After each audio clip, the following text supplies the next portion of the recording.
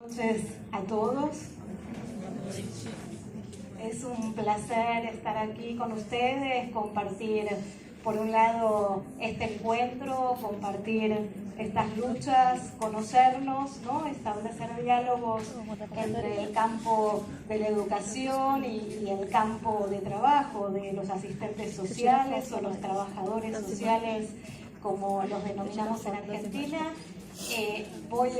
Me disculpo, no hablo portugués, uso en el lenguaje más pequeño algunas palabras en portuñol, pero invento otras tantas y en este ámbito me da vergüenza inventar, mezclar idiomas, así que usaré el español.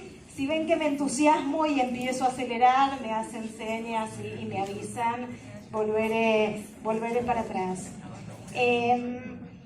Me propongo compartir en esta presentación algunas discusiones sobre las luchas sociales por la educación desde una mirada que por supuesto no es solo personal, es parte de los distintos colectivos de los que formo parte, de un grupo de trabajo de Claxo sobre políticas educativas y derecho a la educación que me permite conocer alguna de estas luchas y discutir con otros colegas a escala de América Latina. Por otro lado, de los equipos de investigación en Argentina de los que participo, y es en el marco de esas discusiones donde lo que comparto son algunas perspectivas de análisis y algunos resultados de investigación propios y ajenos. Pensar en términos de luchas sociales es pensar en dos líneas, ¿no? Me parece importante compartir con ustedes una mirada relacional.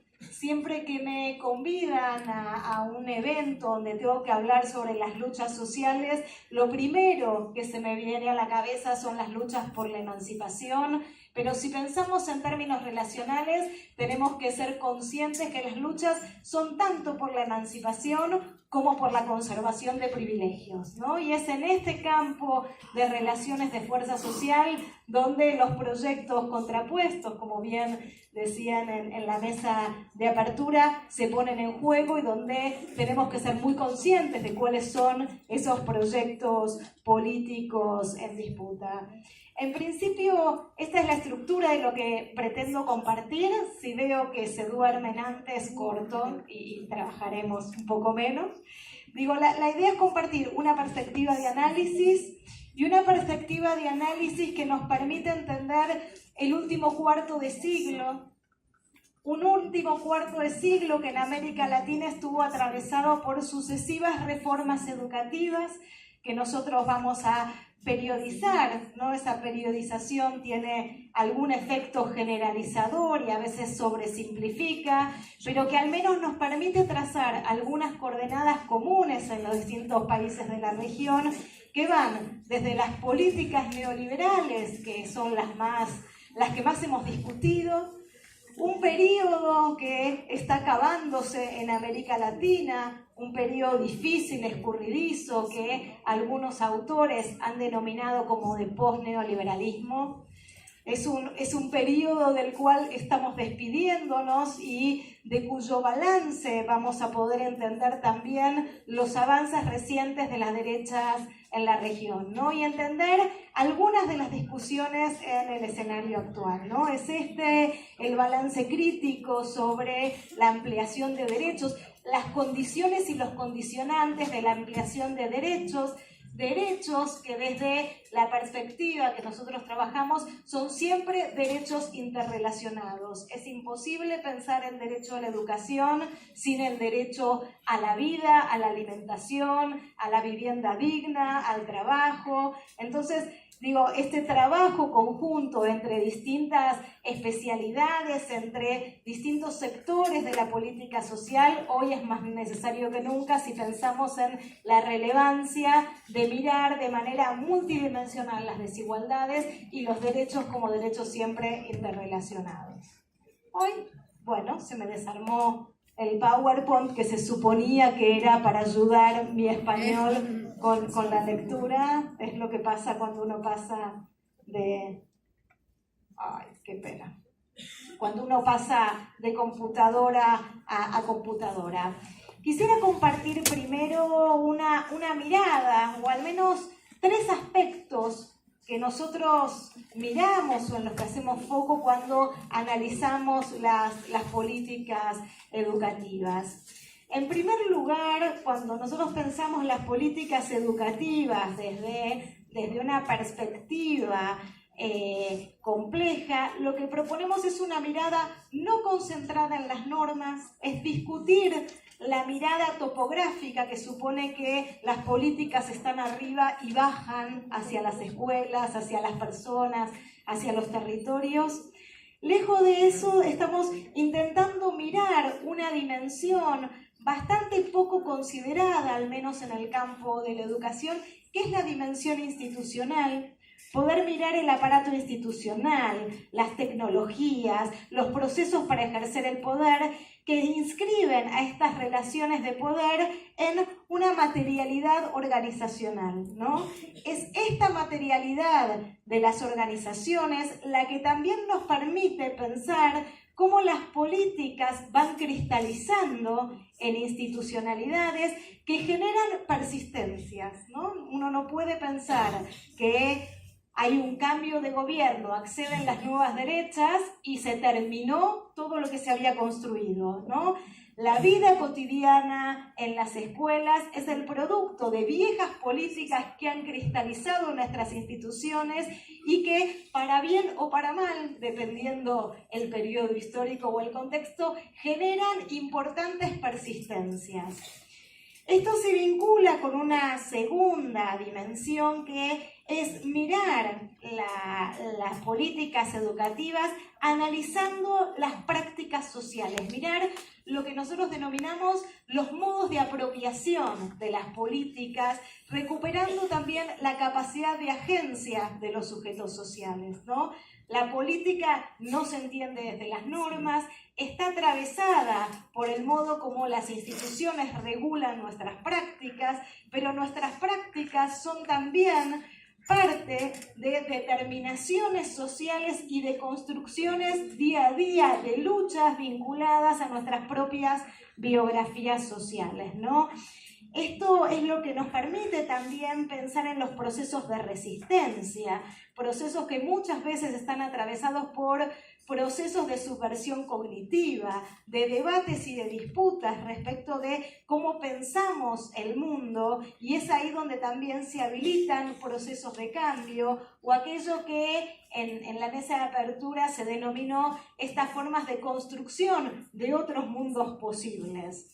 Otros mundos posibles que la escuela podría ser posible, no siempre lo hace, digo, la situación hegemónica es que no lo haga, ¿no? Pero que podría ser posible si socializa los mecanismos, las herramientas a través de las cuales cada sujeto, cada adolescente, cada niño que asiste a la escuela es capaz de representar sus propias condiciones sociales, ¿no? Entonces, las luchas sociales son también luchas cognitivas, y en tanto son luchas cognitivas, la escuela tiene mucho para ofrecer, para transformar o, contrariamente, para generar mecanismos de reproducción de procesos de privilegio, ¿no? Y es eso lo que requiere una perspectiva relacional, una perspectiva dinámica que nos permita comprender los procesos de lucha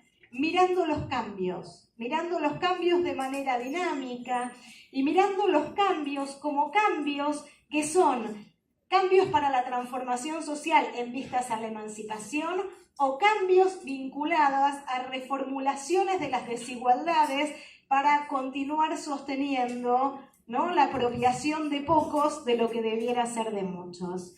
Entonces, es desde esta perspectiva desde la que propongo que vayamos recorriendo este último cuarto de siglo para entender el escenario actual de la educación, ¿no? En principio, si uno pudiera decir cuál es el elemento común que atraviesa los procesos político-educativos de estos últimos 25 años, hay un término, hay una palabra, una palabra polisémica, una palabra tramposa que atraviesa la perspectiva del campo político-educacional, que es el término de exclusión. Todo lo que se ha hecho en los últimos años se ha hecho en nombre de la exclusión, para salvar a algunos de la exclusión, para superar la exclusión. Esta va a ser la discusión con la que propongo recorrer este periodo, intentando discutir qué se ha entendido y qué se ha hecho en nombre de los procesos de exclusión social a lo largo de estos 3 periodos. 3 periodos que atravesaron las políticas educativas en América Latina de distintos modos, ¿no? Durante el periodo neoliberal, las políticas en América Latina habían logrado construir lo que algunos autores denominan una verdadera ortodoxia, una única manera de pensar el mundo. El periodo post-neoliberal, tan difícil de caracterizar, dividió a los países de América Latina que llevaron a cabo distintas políticas, algunas en continuidad con el periodo anterior, y solo algunos países lograron transformar más radicalmente las políticas producto del consenso de Washington. Y un último periodo, que es el periodo para nosotros en curso, que es un periodo todavía difícil de pensar, difícil de caracterizar, que es el ascenso de las denominadas nuevas derechas, ¿no? Y vamos a intentar pensar y caracterizar por qué son nuevas las derechas que siempre han estado en nuestra región. Entonces, quisiera partir, esto está terrible. No sé si ayuda o confunde aún más. Digo, lo que les proponía discutir en esa filmina es una pregunta, ¿no? Y es si más educación es más democratización o más redistribución, ¿no? Si uno mira lo que han sucedido en estos últimos 25 años, es que cada vez hay más gente en la escuela durante mayores periodos de tiempo. Si uno mira América Latina, las reformas educativas que se inician en los 90 se inician acompañadas por la ampliación de la obligatoriedad escolar. Hoy en casi todos los países de América Latina, los jóvenes permanecen obligatoriamente en la escuela desde los 4 o 5 años hasta por lo menos los 14 años, aunque en gran parte de los países de la región ya hasta los 17 años, o sea, hasta la culminación de la escuela secundaria o la enseñanza media, como la llaman aquí en Brasil. Esto ha generado, por supuesto, una importante tendencia al incremento también de la educación superior, al acceso, sobre todo, a las universidades. Si uno piensa que la educación es un gran factor de emancipación social, nuestras cifras no dirían lo mismo, ¿no? América Latina, que ha incrementado en 5 años la esperanza escolar, sin embargo, sigue siendo la región más desigual del mundo, ¿no? Si uno mira las publicaciones de la UNESCO sobre la situación social en América Latina, sigue viendo que un indicador más o menos consensuado de desigualdad, que es el coeficiente de Gini, ha variado muy poco a pesar de el importantísimo incremento en el acceso a la educación de nuestros jóvenes y niños, pero sobre todo de los jóvenes. Un acceso que se ha caracterizado además por incorporar centralmente a los grupos poblacionales más pobres y a las minorías étnicas, raciales, ¿no? Digo, ha incorporado una nueva población a la que no se han generado mayores condiciones de igualdad en otros planos de la vida social. Aquí, solo para detenernos en algunos datos, ¿no? Digo, estas minorías son diversas, se diferencian en cada uno de los países. En algunos países es la población rural, en otros países es la población negra, en otros países es la población indígena. En casi todos los casos, cualquiera de estas características se articula adicionalmente con condiciones de pobreza, ¿no? Es decir, estamos mirando un escenario social de lo que algunos autores denominan la acumulación de desventajas, ¿no? ¿no? En general, las desventajas van acompañadas de múltiples desventajas en diferentes, ¿no?, esferas de la vida social, que acompañan la vida educativa, la salud, la asistencia social, distintas esferas de nuestras vidas sociales. Entonces, quisiera detenernos en lo que han sido las políticas educativas en este periodo tan discutido que ha sido el periodo neoliberal. ¿Cuáles han sido las características de este periodo? Es que es la primera vez en la historia de gran parte de nuestros países de la región que se produce una oleada de masificación escolar en un contexto de pauperización social, ¿no? Si uno mira en los orígenes de los sistemas educativos, la incorporación de nuestros países a los sistemas capitalistas, o durante la fase de las políticas keynesianas, eran oleadas de masificación de la escolarización en un contexto de ampliación de las oportunidades sociales. Lo propio de esta etapa ha sido exactamente lo contrario, ha sido un proceso de masificación escolar en un contexto de reducción de las condiciones de acceso, sobre todo al empleo, y sobre todo al empleo formal. Un empleo formal que en nuestros países fue el gran mecanismo de protección, es decir, el acceso al empleo formal, aún en los países de América Latina que no tuvieron estados benefactores como los europeos, fue un mecanismo que permitió cierta protección, sobre todo en el campo de la salud, ¿no? Entonces, si uno mira este carácter obligatorio de la escuela en este contexto de transformación de las condiciones sociales, frente a este proceso, el mecanismo principal de acompañamiento a la escolarización vinculada al proceso de ampliación de la obligatoriedad fueron las políticas de transferencia condicionadas de ingreso. Políticas de transferencia condicionadas de ingreso condicionadas a educación. En estas políticas condicionadas de ingresos y condicionadas a educación, lo que hay es una fuerte transformación de las concepciones respecto de los derechos. Una autora brasilera que a mí me gusta mucho, Sonia Fleury, habla de una ciudadanía invertida, ¿no? Quienes tienen derechos a la protección social no son aquellos que son ciudadanos, sino aquellos que deben demostrar que han perdido toda posibilidad de protección vía el mercado de trabajo, ¿no? Se invierten los criterios para la protección estatal. Este proceso, ¿no?, se dio paradojalmente bajo un discurso en el que la educación se suponía que iba a ser la gran tabla de salvación para los grupos más pobres, ¿no? Se explicó la pobreza por la falta de educación y por lo tanto el acceso a la educación iba a ser el gran mecanismo que iba a permitir a los grupos poblacionales en desventaja acceder a posiciones ventajosas, ¿no? Lo que en educación conocemos como la teoría del capital humano. Bajo esta perspectiva, el problema era un problema de competitividad.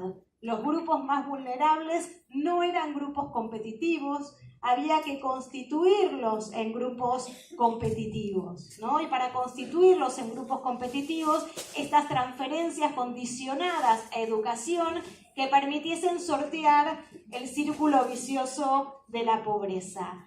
¿Cómo operaron en los ministerios de educación estas políticas?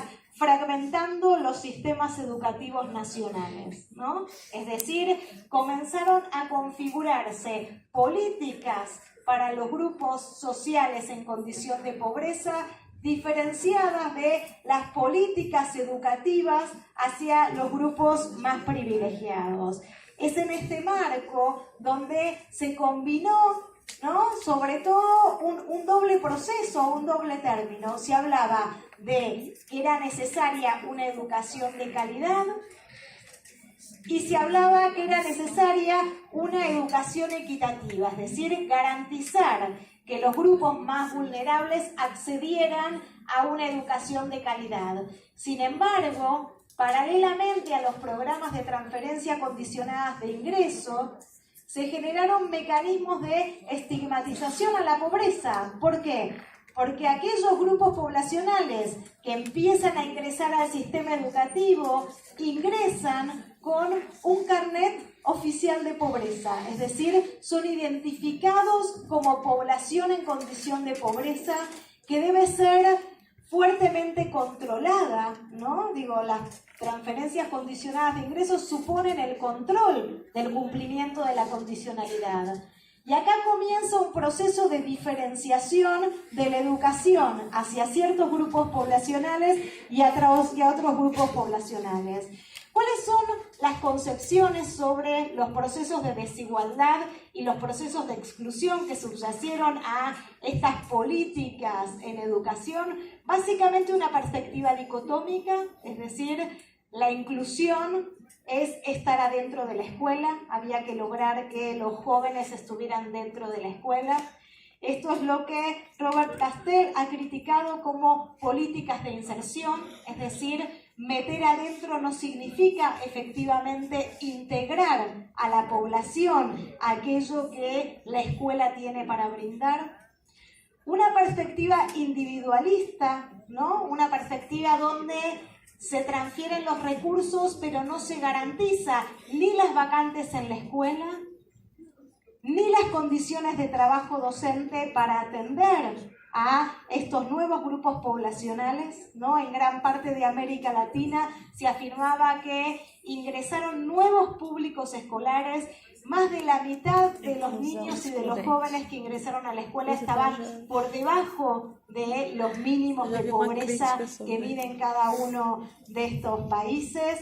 Y una perspectiva fuertemente economicista, es decir, desigualdades pensadas solo en términos de pobreza. ¿Qué quiero decir con esto? Se obvió mirar los mecanismos a través de los cuales las escuelas, el sistema educativo, históricamente expulsaron a ciertos grupos poblacionales, ¿no? Se suponía que con dotar a las familias de recursos económicos para la asistencia a la escuela era suficiente, sin cuestionar el privilegio cultural que opera a través de la escuela, a través de qué se enseña y de cómo se enseña.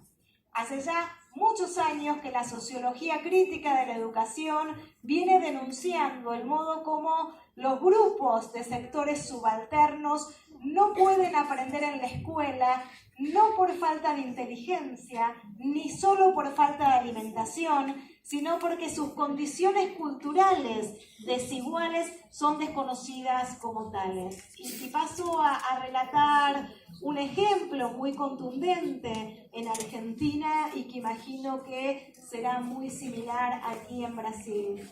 En Argentina, durante esta fase de neoliberal, una importante parte de la población que había perdido su empleo tenía sus medios de subsistencia a través de lo que en Argentina se llama el cartoneo. No sé si les suena algo. Cartoneros se denomina a la población que junta papeles, junta cartones y junta basura, y esos papeles los vende a muy bajo precio.